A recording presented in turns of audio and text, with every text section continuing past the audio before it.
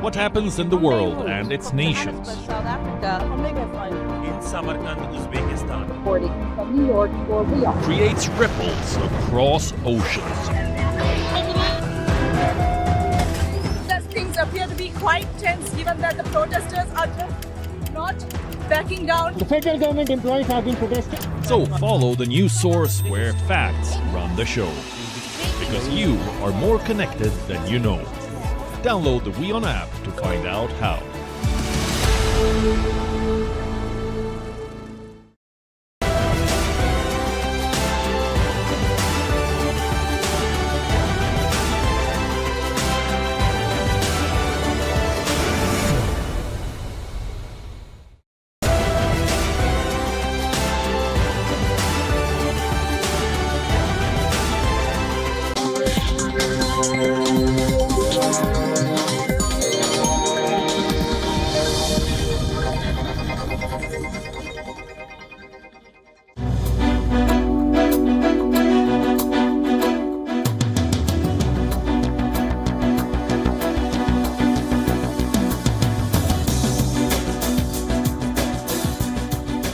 Hello and welcome to the West Asia Post. I am Ghadi Francis and this is our weekly show where we bring you all things new West Asia.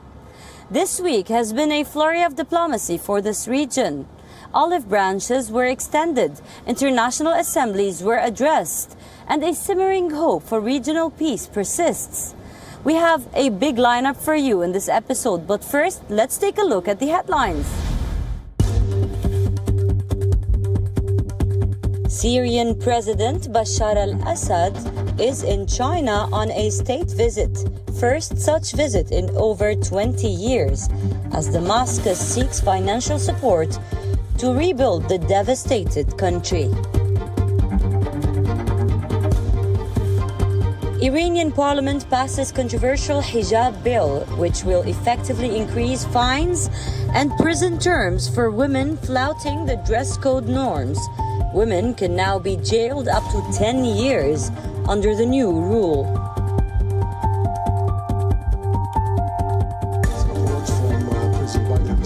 In a rare interview with Western press, Saudi Crown Prince Mohammed bin Salman says the kingdom's ties with Israel are improving every day, but Palestine remains the sticking point.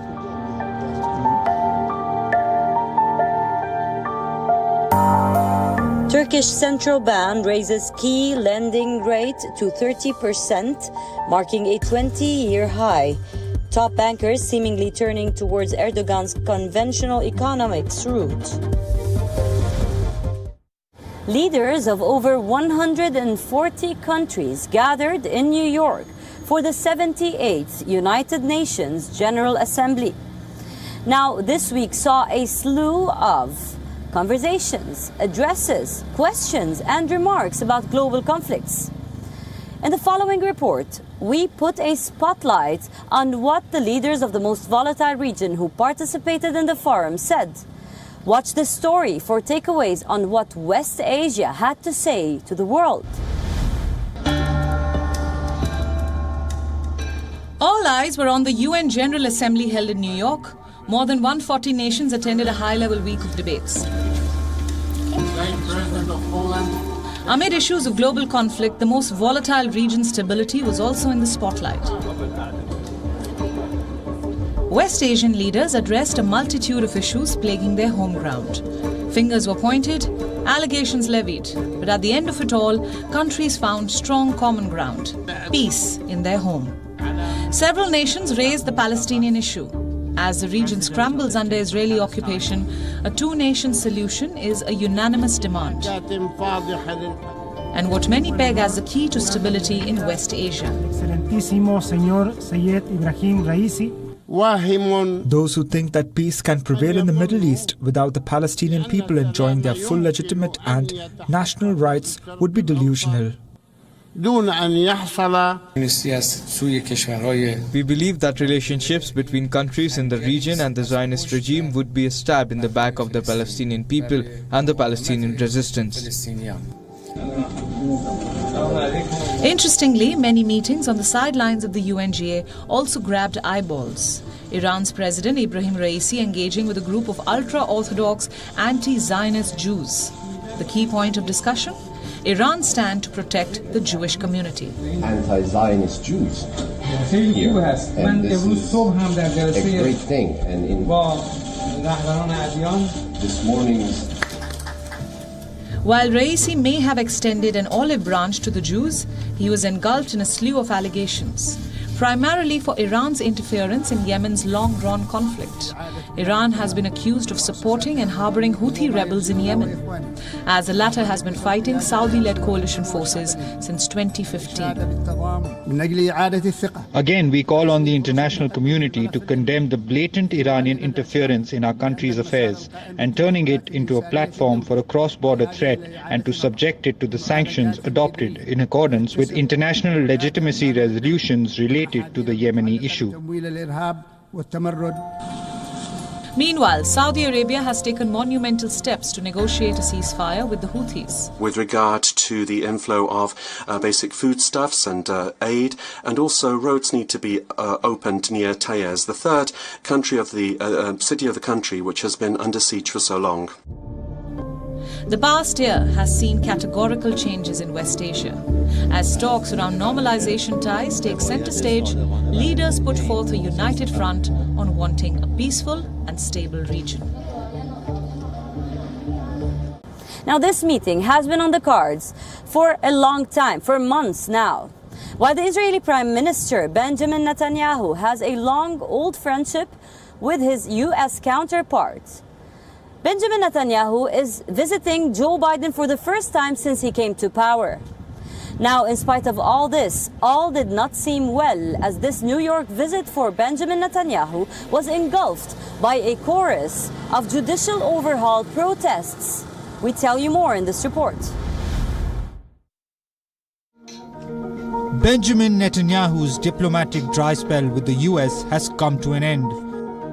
The Israeli Prime Minister finally got a chance to sit down with his old friend Joe Biden. Israel and Saudi's normalization ties was high on the agenda for both leaders. I think that under your leadership, Mr. President, we can forge a historic peace between Israel and Saudi Arabia. And I think such a peace would go a long way, first to advance the end of the Arab-Israeli conflict, achieve reconciliation between the Islamic world and the Jewish state, and advance a genuine peace between Israel and the Palestinians. This is something within our reach. But as Netanyahu speaks of regional reconciliation, a domestic crisis plagues his own country. Protests against judicial overhaul have marred the democratic conditions of Israel to such an extent that Joe Biden made sure to bring it up with his longtime ally. I think without Israel, there's not a Jew in the world that's secure. I think Israel is essential. And I look forward to discussing all of this with you and working together with your team to fulfill those. Joe Biden is not the only one who's pushing Netanyahu to uphold the democratic values in his country. From the moment he boarded his plane, to the minute he stepped foot in the United States, the Israeli leader's visit has been shadowed by protests. While two old friends held their long overdue meeting, demonstrators thronged the streets of New York and California. We are fighting to make sure that Israel's identity is not changing from a liberal democracy into a messianic theocracy. When Prime Minister Netanyahu and his government, which elected them legitimately, are changing the rules of law, and want to diminish the judiciary, it means that we are going to turn into a dictatorship. So we Israeli Americans and Jewish Americans are standing by our brothers and sisters in the hundreds of thousands who take in the streets to make sure that Israel stays democracy. I came out because I love Israel. I've spent much time there, and I want it to be a democratic country, and I fear that with what Netanyahu is trying to do, that it is going to lapse into non-democracy. Joe Biden has extended a state visit invite to Israel's leader, promising to host him at the White House before the year's end. But in no uncertain terms, Washington's message is clear to Netanyahu. Protect the democratic values of Israel. Even though the Prime Minister may have scored a diplomatic point, the unrest back home shows no signs of slowing down. The far-right leader is at the epicenter of a litmus test. How far does he go to curtail judicial powers in his own country? Will it play a major role in shaping his image as a global leader, more so as the poster boy of peace and normalization in West Asia?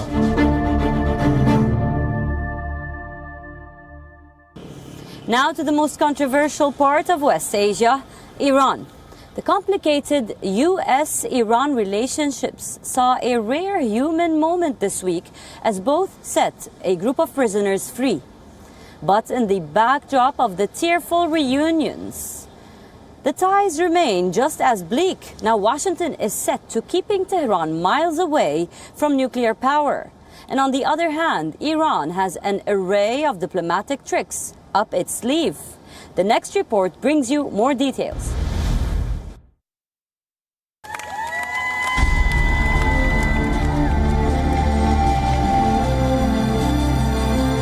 Tears of joy, relief and hugs as 5 American prisoners reunited with their families after years of isolation, agony and confinement. These are dual Iranian-American citizens who had been languishing in prisons in Iran for years. Amazing, it's amazing, unfreaking believable. We're so grateful to be together after 8 years. It's unbelievable. Almost 8 years to the day. It's unbelievable. We're so grateful. It's just, you feel like it's a dream. The nightmare is finally over. On the other hand, the United States also released 5 Iranian prisoners. Only 2 of them have agreed to return to their country. This was part of a prisoner swap that the 2 countries agreed to. Washington also released frozen Iranian funds in South Korean banks. The funds, worth $6 billion, have now been transferred to Doha. Begging diplomacy in front of America has never worked, and this dignified method has made us proud. While this may seem like a major breakthrough, cracks in Iran-US diplomatic ties persist. America released the funds as a concession to Iran for its prisoners, but that by no means indicates a patch-up in strained relations. In fact, the day the prisoner swap happened, US slapped fresh sanctions on Iran. There are a lot of terrible things happening day in, day out around the world.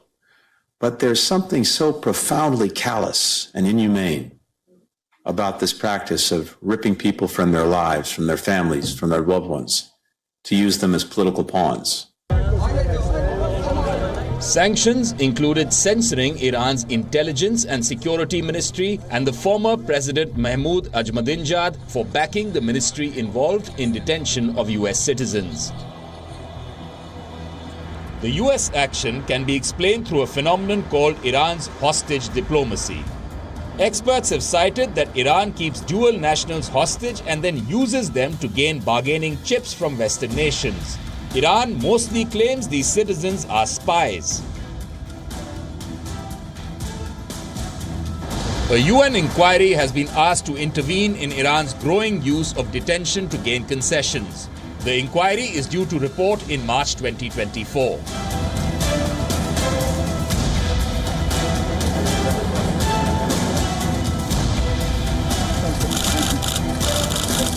According to Free Nazanin campaign, a UK campaign which worked for the release of the British Iranian citizen, there are about 30 dual nationals in Iran's prisons.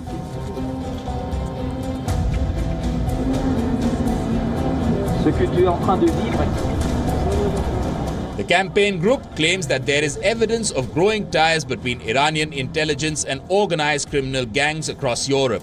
The relationship allegedly grew from Iran's attempt to abduct individuals from Europe. Experts say Iran is gradually moving towards execution diplomacy, where if Iran's conditions are not agreed upon, it will execute the dual nationals. In making humans bargaining chips, Iran is setting a horrifying and dangerous precedent. Yeah, he was on me like a... You guys followed. Now, last week saw a flurry of meetings between Yemen's Houthi rebels and the Saudi leadership. A first publicly announced visit has come to an end. Now, Saudi says that ceasefire talks have made progress. But the Yemenis have been waiting for peace for 8 years now. Now, the question is a stable future anywhere in Yemen's destiny? This report brings you details.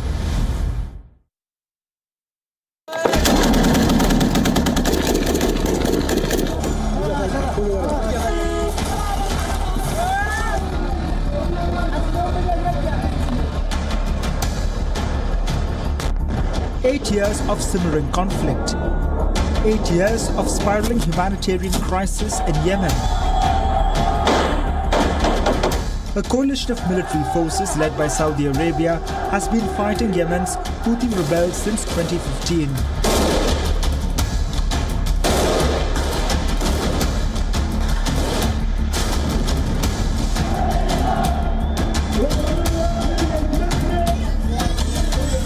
Statements were released. World leaders indulged in lip service, but nothing changed. حياتهم في المتارس والخنادق باليأس أو بالانهزام رغبا.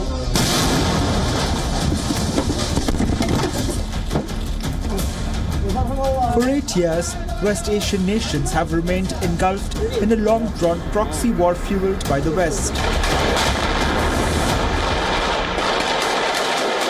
We share a concern about Yemen and the need to restore a functioning government that is inclusive and that can relieve the humanitarian situation there. On average, a child under the age of 5 dies of preventable causes in Yemen every 10 minutes.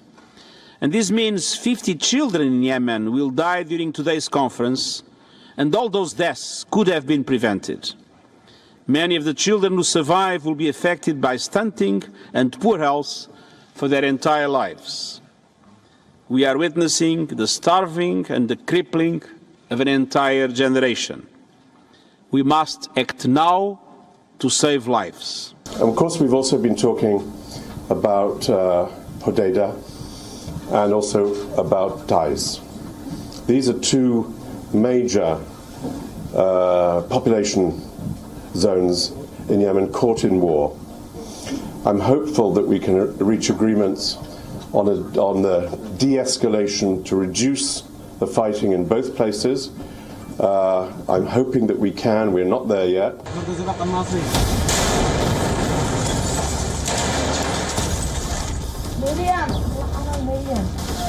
Long-drawn proxy war fueled by the West. But now, two warring sides want peace in their home. Steps have been taken towards ceasefire negotiations. In the first ever publicly announced visit to Saudi, Houthi leaders went to Riyadh to reach a truce agreement. What followed was 5 days of back and forth between the two sides. Since the visit ended on 20th September, little information has been released about the outcome of this meeting. It seems the Saudi Foreign Ministry is happy.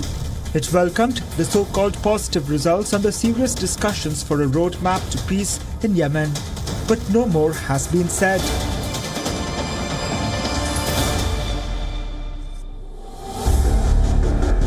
Talks were last held in April. Houthi leaders had welcomed a Saudi delegation to the conflict-torn region of Sana'a. Another round of negotiations in less than 6 months now. And yet, no joint statement or plan of action for ceasefire. So the questions persist. Is there real progress? For how long will the people of Yemen continue to suffer? When will the war finally come to an end? There's great onus on Saudi Arabia's shoulders. The country is leaving no stone unturned on the diplomatic front in emerging as a regional leader, a domestic catalyst of peace efforts in West Asia. The sands are quickly shifting in the region. But the clock ticks away, and Yemen's fate is yet to be sealed.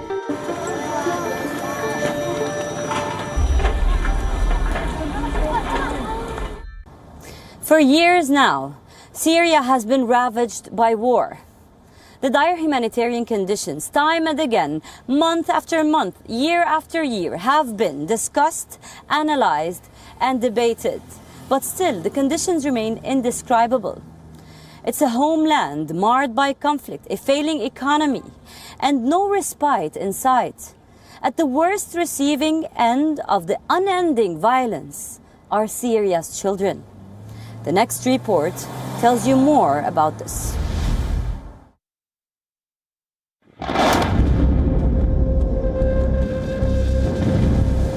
This is what a nation that's been buried under the misery and destruction of war looks like. Amid acres of ruins are families that survived an onslaught of violence. Half-torn buildings are remnants of a normal community that was. And at the epicenter of conflict are the children of Syria, little ones whose eyes have seen violence, blood, and destruction, at an age when they were only meant to see joy and look forward to a bright future. For some of these children, their tomorrow hangs by a thread. But for many tiny hands, every last shred of hope seems to have been snatched.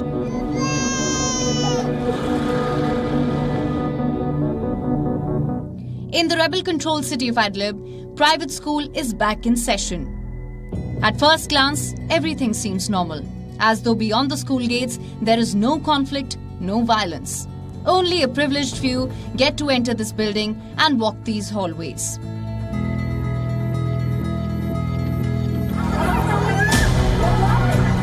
A handful of families that aren't financially crippled by a war-ravaged economy are funding the private schools. But for most Syrians uprooted and impoverished, sending their children to school is a far-fetched dream. Abdul Assad is a father of 10 children. His family was displaced because of the war and they live in a refugee camp. Only 4 of his kids are able to attend school. The other 6 work a slew of jobs to support the family in these harsh times. I don't have the means to enroll my children in private schools. It's impossible for me. People are displaced and there is no work. There is no money and very little work. 4 of my children are in school and that's costing me a lot. I hope that schools will receive more financial support so I can enroll my children there.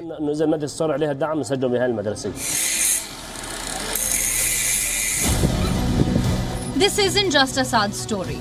Thousands like him are struggling to give their children basic education and ensure a better future. 16-year-old Sharif Baruch used to attend school until he was forced to drop out and work to keep his family afloat. I used to attend school, but bombings were frequent, so we often had to go home. The bombings would resume the next morning. After that, I stopped studying and started working, then eventually returned to school. But there were more bombings. We were moving from one place to another and rents were expensive. Eventually, we couldn't afford to move anymore and I had to stop going to school. Every time I returned to school, there would be bombing.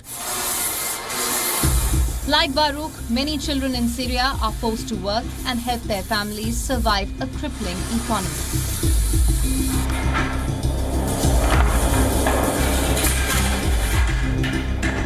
According to UN reports, 90% of the country's population is below the poverty line. While war plays a key role in creating such circumstances, whatever was left of the economy has been further destroyed by Western sanctions. In such conditions, when life and livelihood remain at risk, even hoping for affordable education sounds like a far-fetched fantasy. And thousands of Syrian children are paying the price of war as they helplessly stare at a grim life ahead.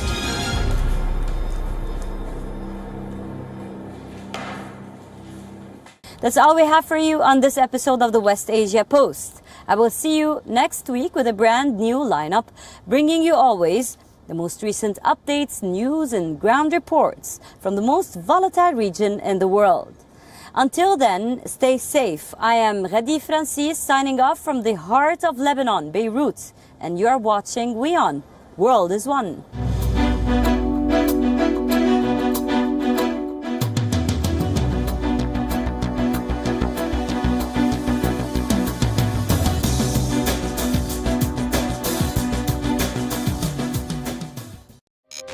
How did a flash flood clear? It's easy to tell you a flat story. It's easy to show you what's happening around the world. We do the difficult part. This weapon has been banned, but the US, Ukraine and Russia do not find the bombs problematic.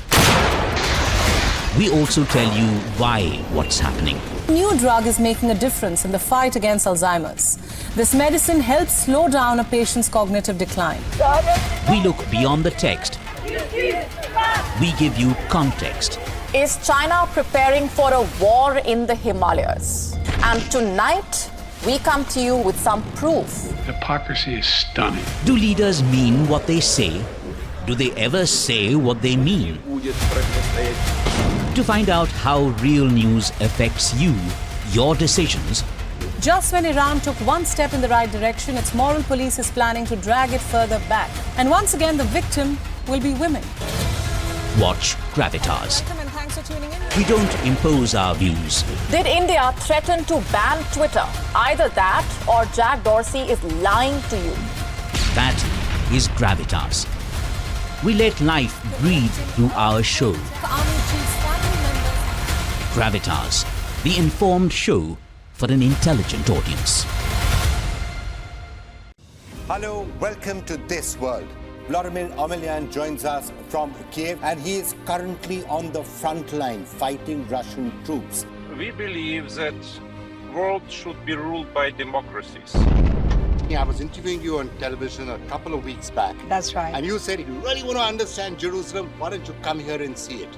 And you came. Here I am. Mass shooting after mass shooting after mass shooting. Why this cannot be fixed? There are 425 million guns in the United States, which is more than the population. The problem here is Trump has been able to make the argument that this is a political prosecution and that he's being singled out unfairly. We defend our nation. You are saying we could have a cure for cancer. We'll have treatments for many cancers in this decade, and they're going to come from India. Downside is that it could potentially wipe us out. But let's start with the upside first. The upsides are absolutely enormous. The potential uses of this are almost unlimited. I only discovered AutoGPTs about a week ago and started writing about them. And after I started writing about them, Jeff Bezos followed me on Twitter, and all kinds of crazy amounts of people have been contacting us. The show where we get you the week's biggest stories from around this world.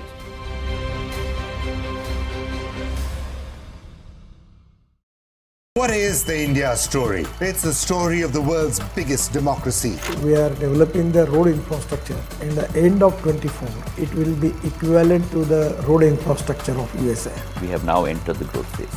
And I believe that the growth rate in India is going to be exponential. Two narratives of Indian story which need to be brought center stage. Every week, the India story will bring the most incisive analysis, the most authoritative voices. India will be a significant pole in the universe of AI going forward. India is walking tall, India's stature is different, India's voice is being heard. And the biggest newsmakers. This is just a start. Tokyo, we won one bronze. Paris, we won a rocket. Good to see that, women cricket is getting more excited and everybody is looking up to that. And these stories need to be told. And they are guided by the compass of their conscience. From India, for the world, the India Story. The show for the global citizen.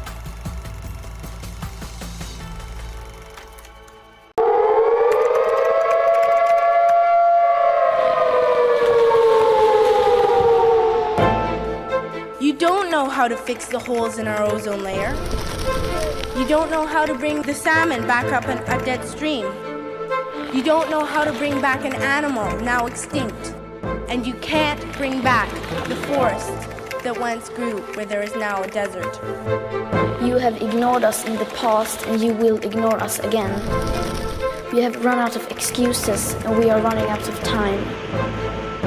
Show us your faithfulness. Show us your trustworthiness.